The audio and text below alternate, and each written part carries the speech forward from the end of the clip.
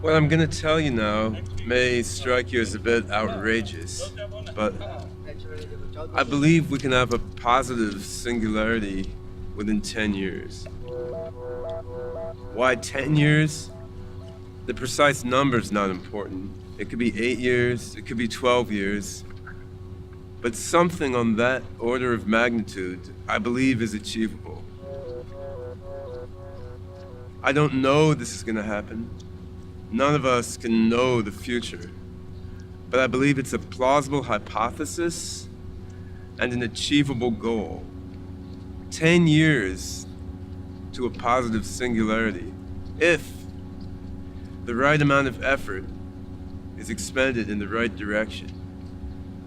If we really, really try. I've focused mainly on the path to singularity via artificial intelligence because that's where my own work is. I believe I know how to create an artificial general intelligence that can lead us to a positive singularity. But there's a lot of other interesting work going on. There's work in molecular nanotechnology, which will allow us to reconfigure matter according to our will. There's work on brain-computer interfacing, which will let us hook our brains into computers, radically enhancing our power of cognition. Any one of these paths could lead to a positive singularity way, way sooner than most people think. But the sad thing is, the amount of resources, the amount of energy that our society devotes to these things is very, very small. The human race is at a funny stage in our evolution. We expend far more of our energy and attention on things like making chocolatier chocolates or making more attractive underpants than we do on creating new forms of matter, improving human cognition, extending human life, ending scarcity, ending human suffering, creating advanced artificial minds. This is what I'm suggesting. If we really give it our all, a positive singularity may well be achievable on the order of 10 years from now.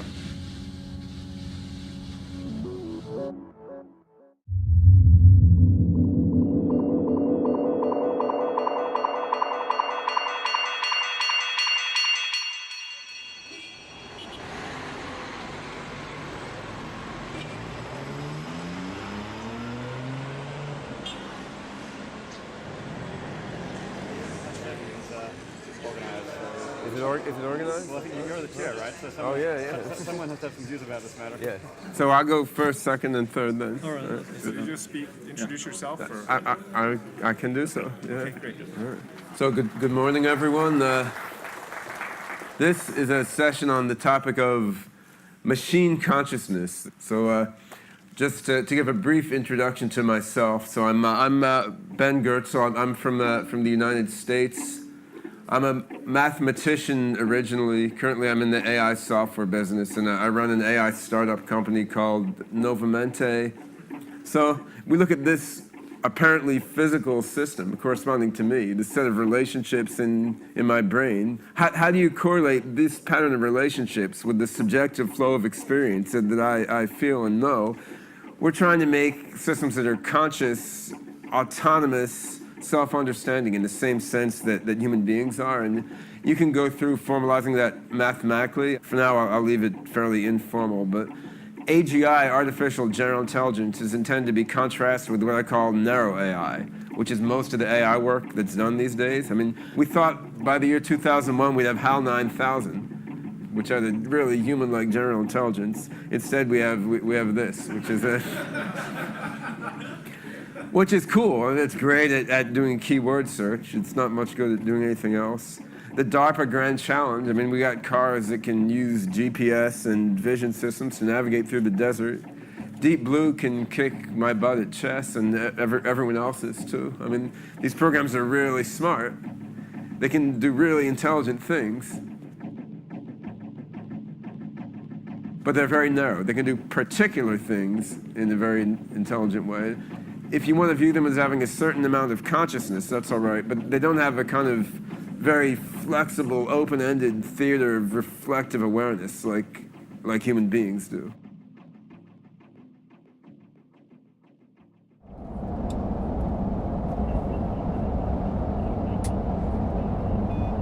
The human mind is complex and not that well understood, so I think we got to draw information about it from every source we have.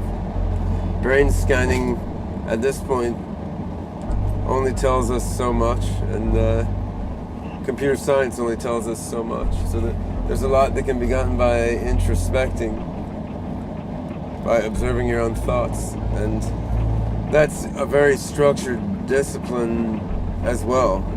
People may think it's just a casual thing of looking into your own mind, but there's been a number of traditions that have really refined it in a systematic way. There's some things you can't get that way. On the other hand, right now there's a lot of things in our mind we can only get through introspection. I mean, the essential processes of cognition and reflection and understanding.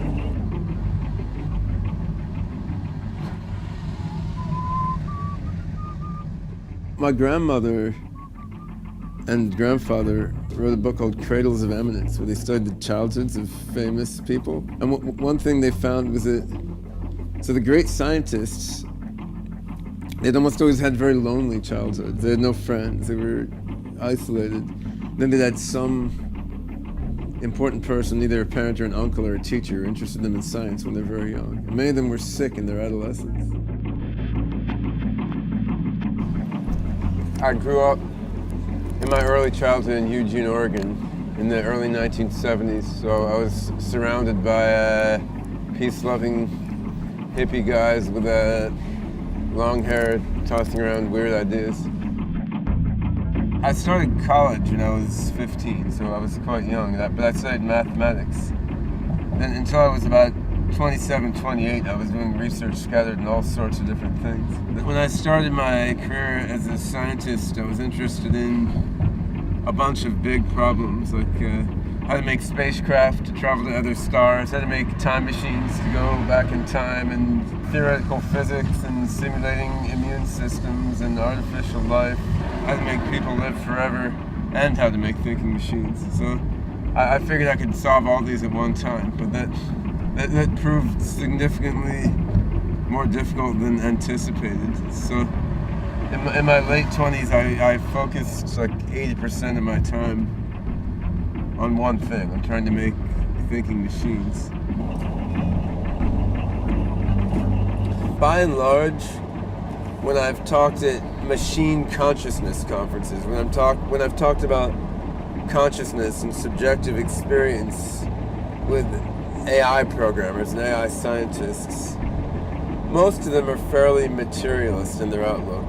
Most of them feel strongly that human consciousness comes about as a consequence of certain complex structures in the human brain. That's one respected philosophy of consciousness. It isn't mine. So when I'm around AI people discussing consciousness, I'm almost always the outlier. In the view that I take, consciousness, awareness is the ground. That's the base out of which everything is formed. And then different structures manifest consciousness in different ways. So a human brain manifests universal consciousness in one way, and this coin manifests universal consciousness in a different way. So from that point of view, the question isn't which systems are conscious. The question is what kind of consciousness each system demonstrates, how it manifests universal consciousness.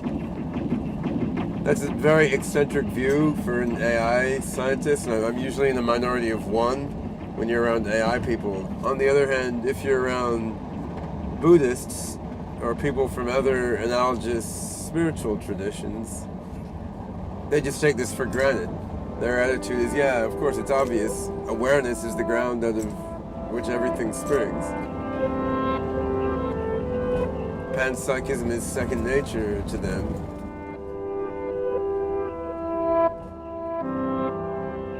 I read some interviews between the Dalai Lama and a number of scientists, and some of them asked him about artificial intelligence and consciousness. Can machines ever truly think? Can they truly feel and understand? Can they be self-aware? But he said in a sort of tongue-in-cheek way that perhaps one day when programmers die, though, they will be reincarnated in artificial intelligence programs.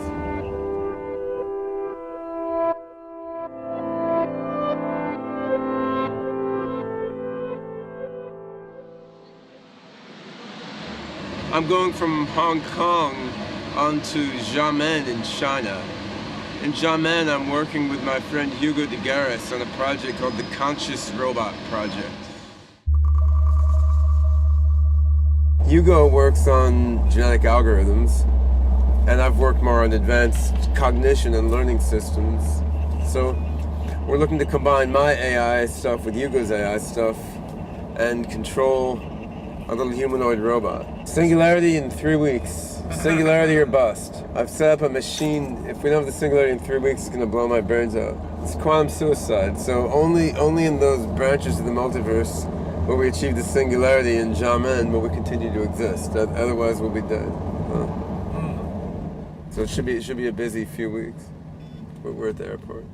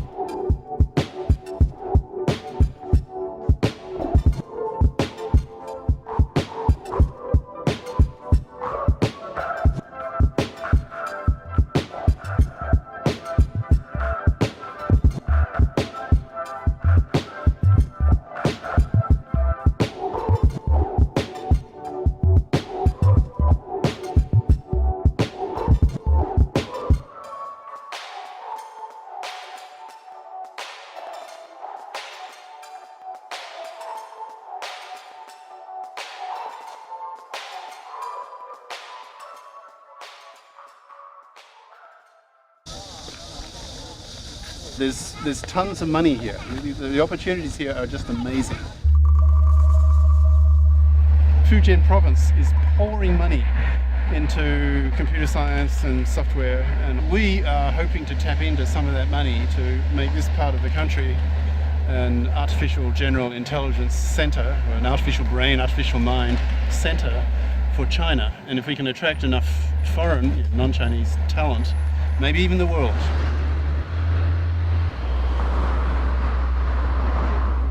I'm really trying hard to get Ben Goertzel to come here, at least part-time, maybe one semester a year, and hopefully full-time. If he can get really good funding, he would be strongly tempted. And then if he comes, other top guys will come. So the plan is to bring in like a little colony, CABA, Chinese Artificial Brain Administration. Now with emphasis on the word administration, as in the sense of NASA is an administration. In other words, thousands of scientists and engineers, and whose job would be to design and build artificial brains, artificial minds, artificial general intelligence, and so forth, for major future Chinese industries in the next 10 years or so. For example, home robots. I mean, once these home robots, these home servants, become generally useful and intelligent, then everyone will want to buy one, and they'll spend more money buying their home robot than they will buying a car. So you're talking a massive industry. And that's why I'm here. I'm betting. I've voted with my feet. I've chosen to come here because I see China winning, becoming the dominant culture this century.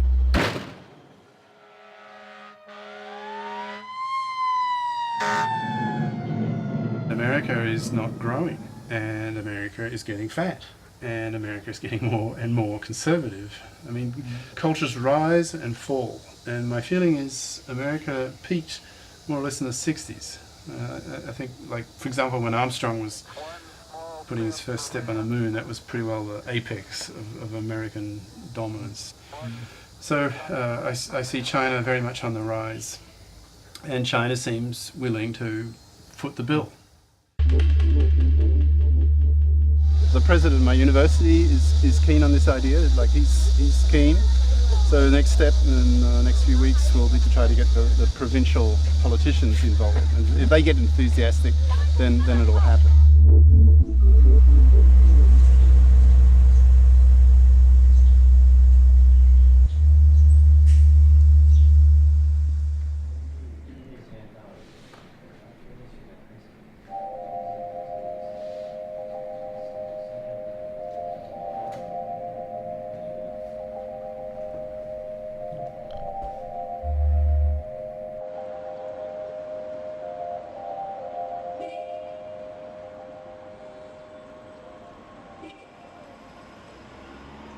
I believe that once we have artificial scientists, the singularity will be not far off. And after that, AIs may well take a different form whose details it's not within our present capability to foresee. So you're like fact-checking this article at this point, or what? Okay. Oh, and you could trace it back further if you want to. I mean, in the Middle Ages, they were talking about making a golem, an intelligent person out of clay. They would walk around and talk to people. But, I mean, they were going to create its mind using alchemy or something. So the kind of rational scientific incarnation of it only started around the 1940s or so. Right now, I'm in China on a mission to try to bring the physical robot up to speed with the virtual robot. I'm working with the Chinese guys who are the roboticists. And the goal of our work with them is to take everything we've done in the virtual robot and make the physical robot do the same stuff. Hopefully, by the end of this summer, with the same stuff that our virtual dogs do in the virtual world in terms of learning new behaviors, learning by imitation, learning by reinforcement, like good robot, bad robot. So all that stuff that we're doing with virtual dogs now, we want to plug that into these robots. The robots are at a place called Xiamen University, which is in the city of Xiamen in China. Cool? Tonight, it's 8 in the morning. All right. Good night. Bye-bye. GQ magazine. Of course, that wasn't the author. That was the fact checker of the article. The author was more knowledgeable. So I think I see that the robot excites people. So I think that's going to be very effective in terms of spreading the word in the press.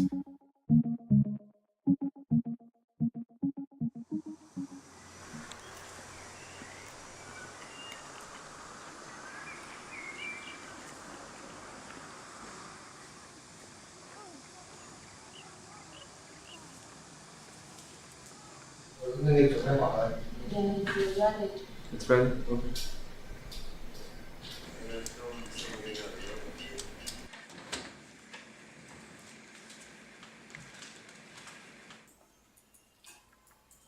Hello?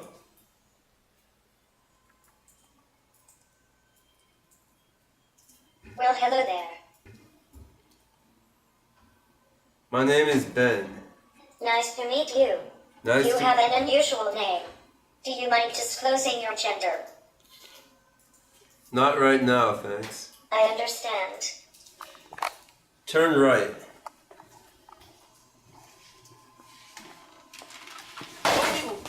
So, I mean, if they're expecting to see a robot, which is very intelligent, it may be that they will be disappointed just by that. But I don't know.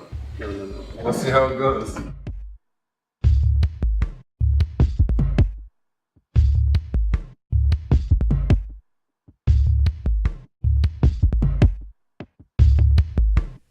Building a thinking machine will be a difficult engineering problem. But I don't think it's harder than building the Google search engine. The hard part of creating an AI is knowing what to program. It's knowing how to make the software.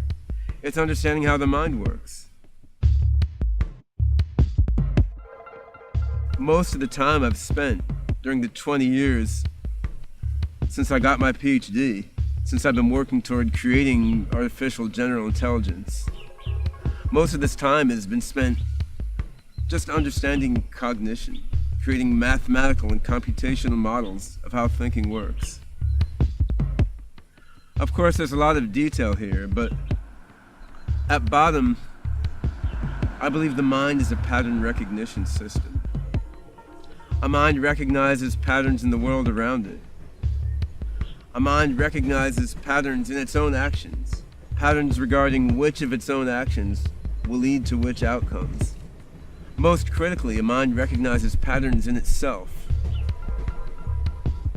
The self that each of us carries around, the self I have in my mind when I think of Ben Goertzel, this self is itself a pattern that the mind has recognized. Creating an AI is about creating a pattern recognition system to allow an AI to recognize the patterns in the world and in itself. That needs to demonstrate a very high level of intelligence.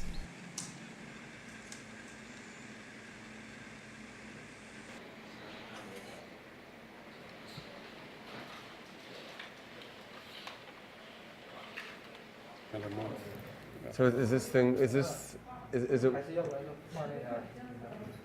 rating, is it working now? Okay. I think the dean is here.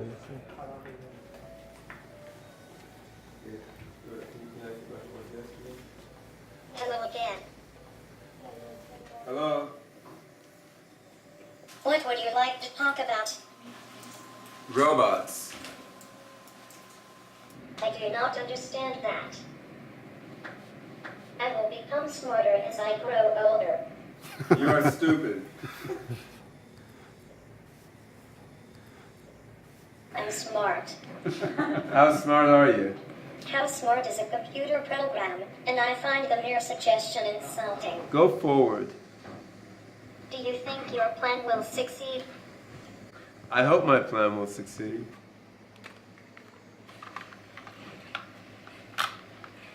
Stop. Bad robot. Why did you do that? Did it surprise you? A little bit. Are you a robot?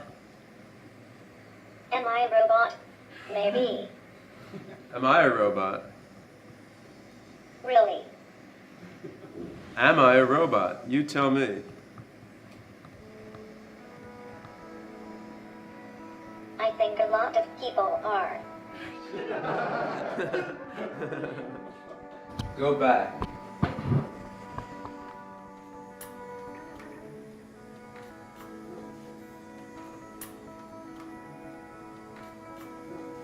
What do you see?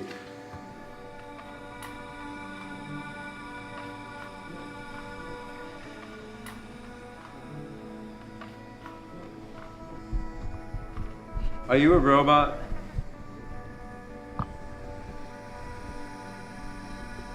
Interesting.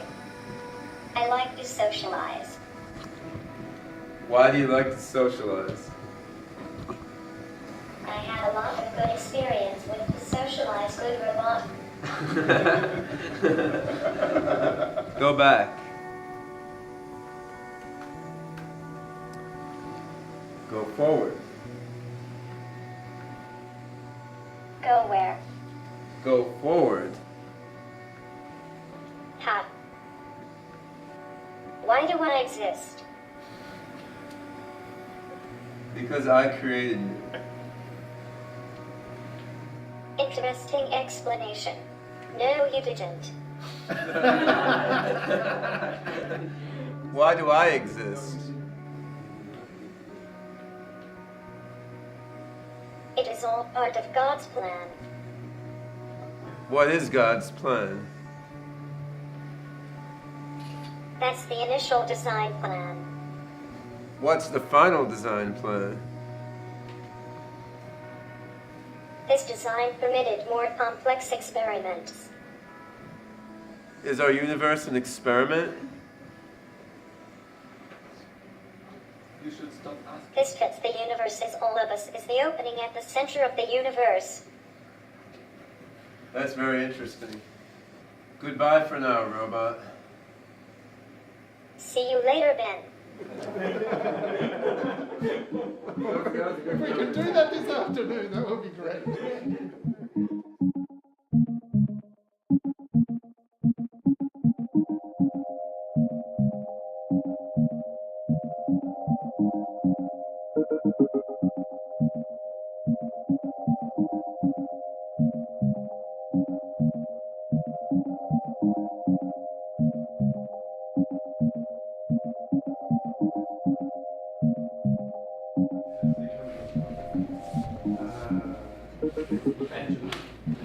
One of the questions I get asked a lot is, why do you want to do this?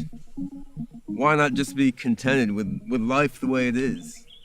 With life the way nature has given it to us? The natural order has great beauty. There's also a lot of suffering in human life. I love human life. I love the natural order of things. I don't love death and disease.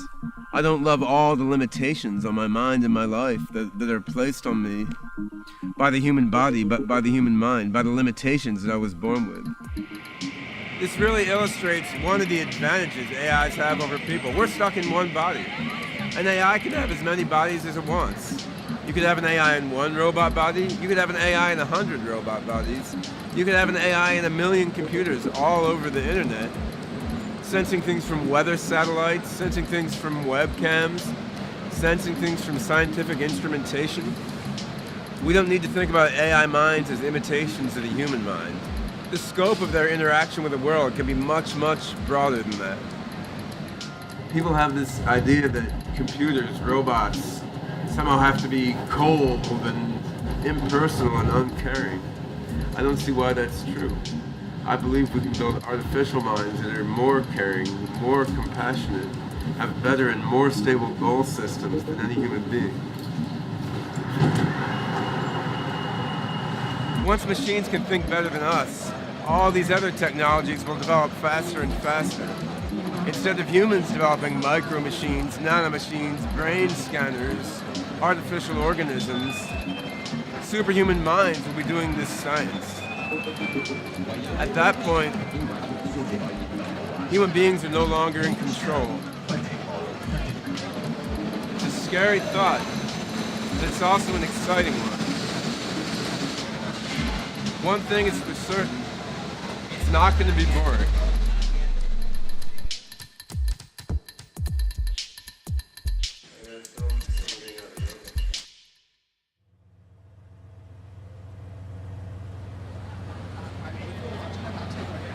My research collaborator, Hugo de Garis, also foresees a technological singularity coming sometime in this century. But he sees the outcome a little differently.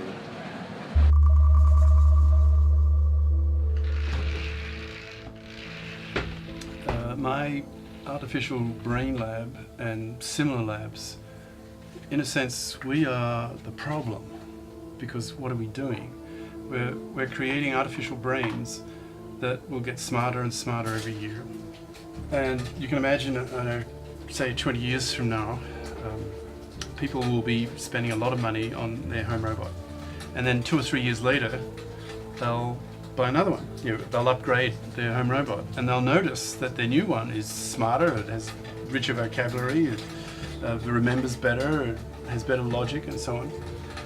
And so they'll see for themselves, millions, if not billions of people, that the human intelligence level and their home robot, machine intelligence level, that difference over the years is getting smaller and smaller. And as that gap closes, millions of people will be asking questions like, well, are we going to let our machines become smarter than we are? Is that a good thing? Is that dangerous? So I imagine a great debate really starting to rage as that gap closes. But the scenario I see as the most probable, you can't be certain talking about the future, but the most probable scenario, in my view, with all my reasoning, is probably the worst. China, 2 Uyghur workers were beaten to death as revenge for an alleged rape. The latest violence from the court accusation. The stake this time, it's not the survival of a country. This time, it's the survival of us as a species. So I see humanity splitting into 2 major philosophical groups, ideological groups. One group I call cosmists. That's based on the word cosmos, because that's their picture. And by definition, cosmos are the people who want to build these godlike, massively intelligent machines. And for them, it'd be almost like a religion, because they'd be God-building. I mean, these artilects, these super creatures, live forever. They'd be immortal. They'd be thinking like 1,000,000 times faster than we do. No limit to memory. They could be the size of asteroids, whatever. And that's potentially very frightening. Now, the other group opposed. Their main motive would be fear. So I call that second group Terrans. If you look at the Terminator movies, you know, the essence of the movies is machines versus humans, right? Now, my personal take, I don't see that's what's going to happen.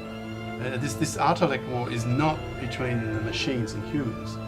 It's between humans and humans, anticipating that if they don't do anything, then it really would be between machines and humans.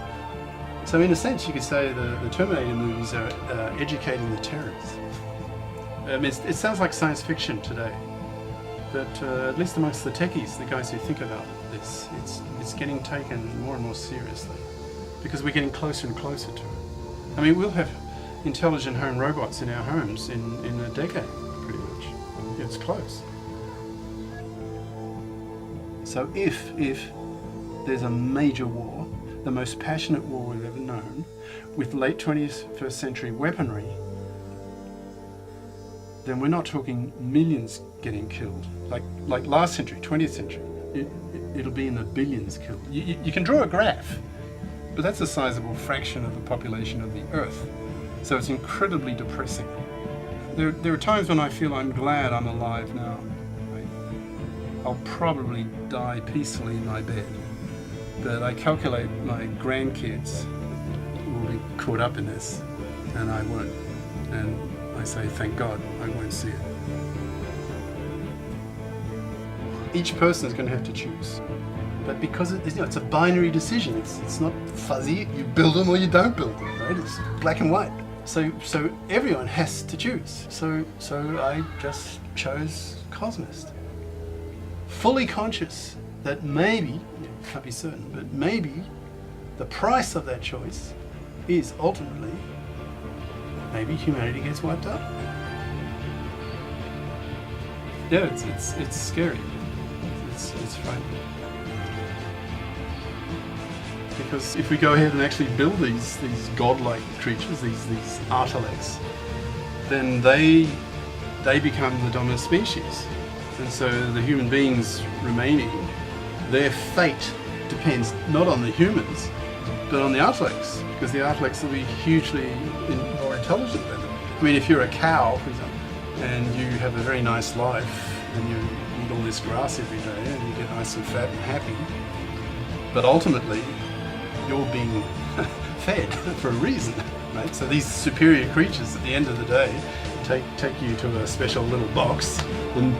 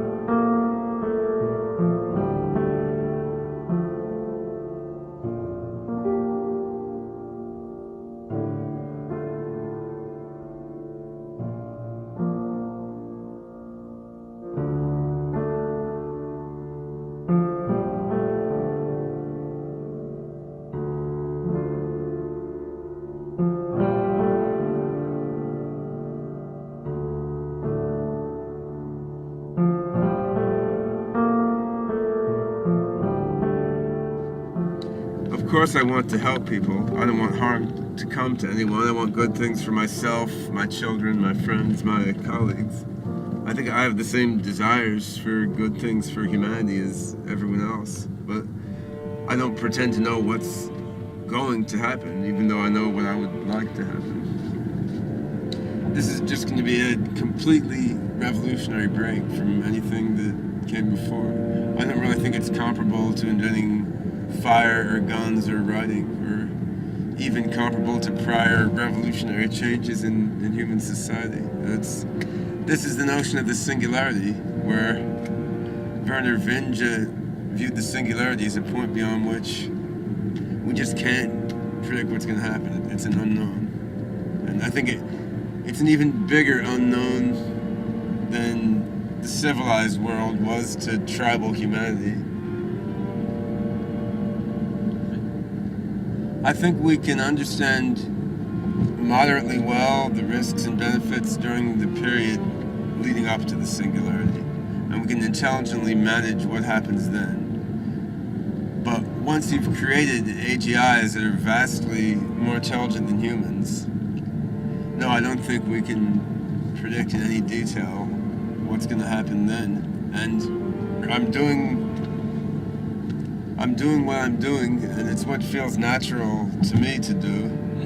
I don't think the first humans to use language, the first humans to point and say, that's a tree, and use the same word to describe every tree, and say, I'm Ben, you're Jane. That was a big invention, and of course the first people to use language did not prognosticate everything that could come out of it. I'm sure they could see good and bad aspects of language from the very beginning, and yeah, they had a personal gut intuition that it was the right thing to do, which I think most of us working on AGI have that same gut instinct.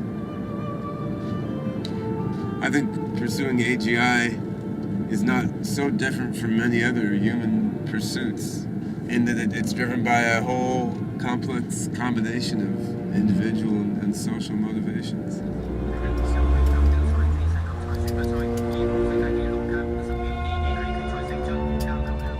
The human race as a whole is creating superhuman intelligence. It's coming out of a huge complex of processes that have been going on throughout history, and I'm a part of that, you're a part of that, the people working with me are a part of that, and the stories we tell ourselves about our own motives are also a part of that.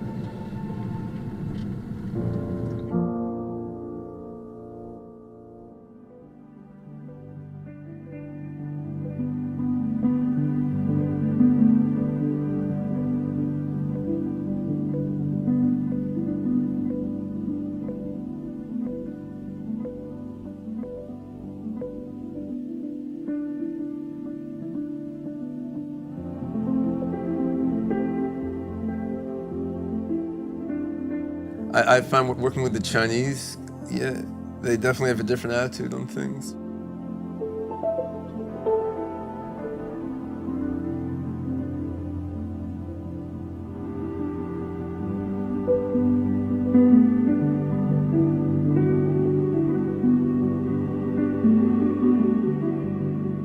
Like Ray Ting, who's the natural language PhD student there, who I talk to a lot.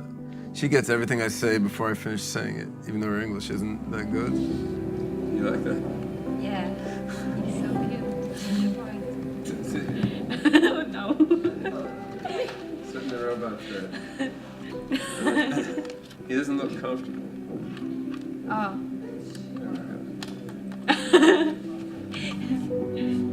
It's because you don't have children. You don't know how to hold a baby. You need lessons. There you go. All right, that's good. Oh, 还是不行哎。 he moved. 好傻。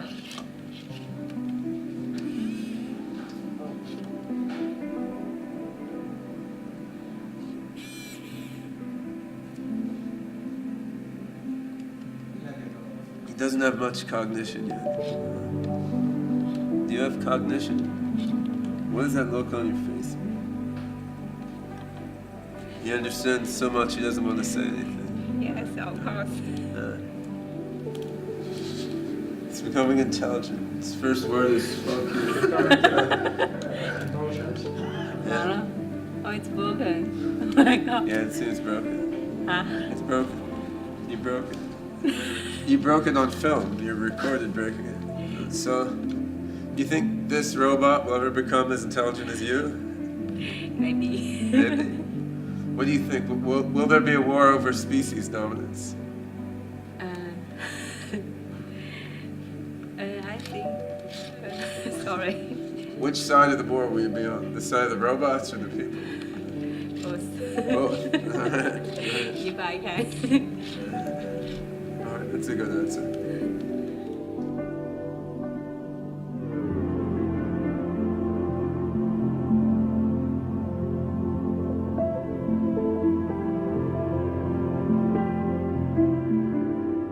What would I say to the future Andes that would come about in accordance with my work?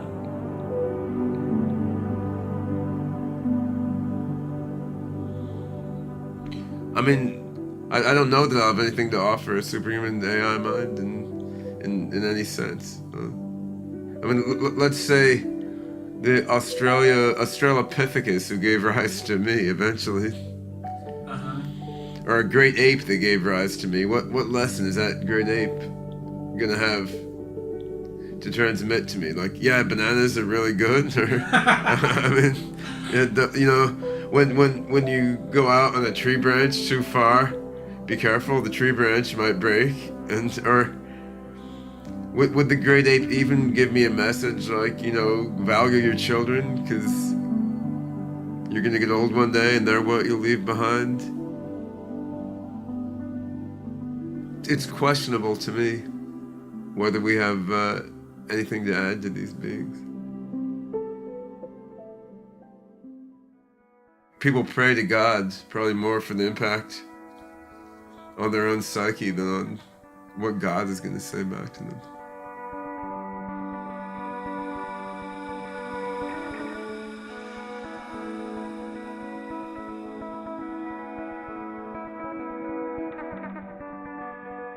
I feel like I'm participating in the human condition.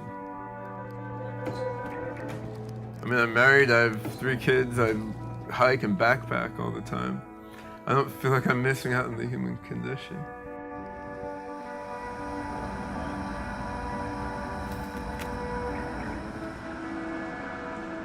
I mean, the goal, however, is to go beyond the human condition. So you spend a certain amount of your time enjoying being human, and a certain amount of your time working toward going beyond being human. And then striking that balance is a tricky thing.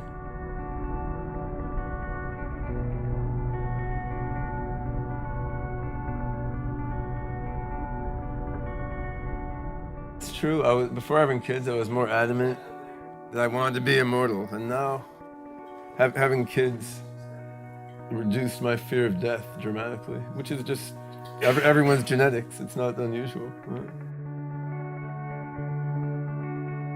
Well, the trip has been good fun. Talked to my parrot on the phone. Huh? The parrot doesn't use instant messaging. Yeah.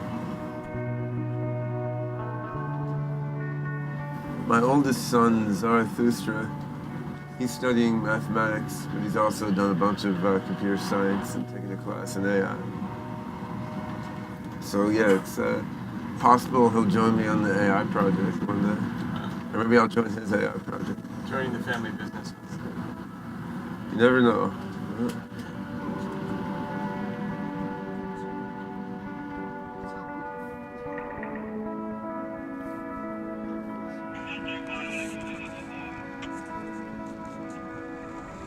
We're here.